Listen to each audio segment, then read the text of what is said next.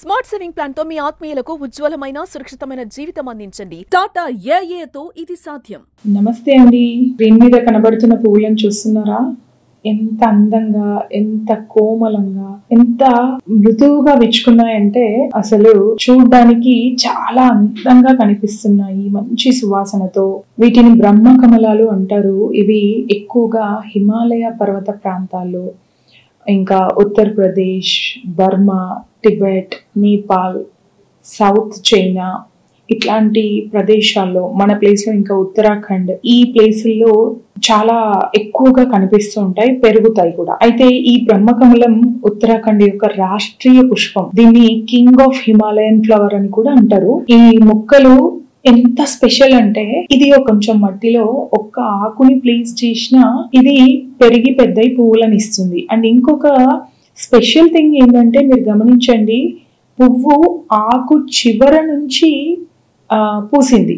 అంటే మామూలుగా కొమ్మలకి పువ్వులు పూస్తాయి కదా, ఇది ఆకుల కణుపుల నుంచి పువ్వు పూస్తుంది. చాలా రేర్ ఫ్లవర్. పెట్టిన తర్వాత ఒక 5th ఇయర్ అట్లా ఒక ఆకుని ప్లాంట్ చేస్తే 5వ సంవత్సరం అట్లా పువ్వుల్ని పూస్తుంది. అది అయితే ఇది ఎంత ప్రత్యేకం అంటే, ఇది పూసే టైం కూడా అట్లాంటిది. రాత్రి మాత్రమే పూస్తుంది, మార్నింగ్ కల్లా ముచ్చుకుపోతుంది. ఇది బ్రహ్మదేవుడికి చాలా ఇష్టమైన పువ్వు అంట.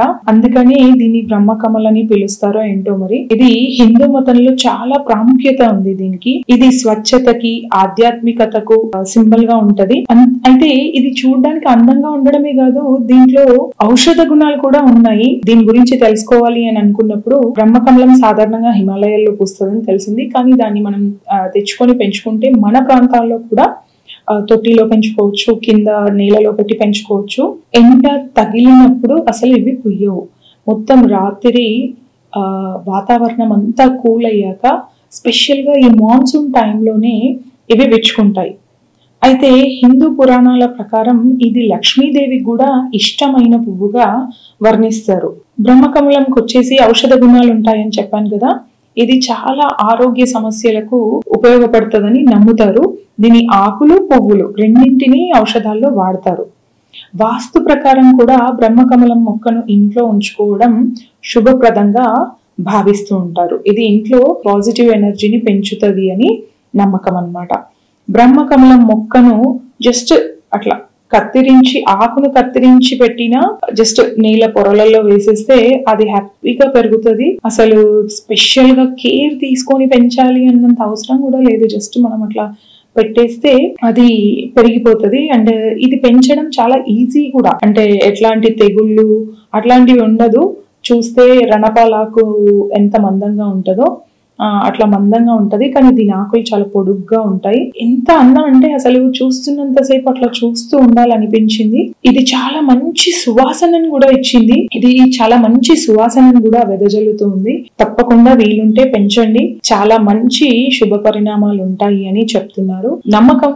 కానీ చూస్తే మాత్రం మనశ్శాంతి, చాలా చాలా మనస్సుకు ఆహ్లాదంగా అనిపిస్తుందండి.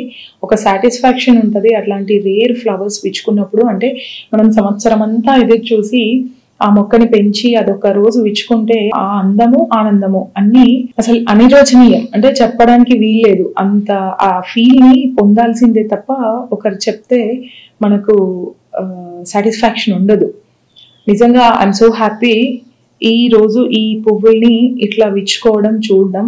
అండ్ దీన్ని విచ్చుకున్న సమయంలో హారతిచ్చి దీన్ని పూజిస్తారు కూడా. ఈ పువ్వులు విచ్చుకున్న సమయంలో హారతులు ఇచ్చి వాటిని పూజిస్తారు. సో మనకు తెలుస్తుంది ఎంత ప్రీషియస్ అనేది.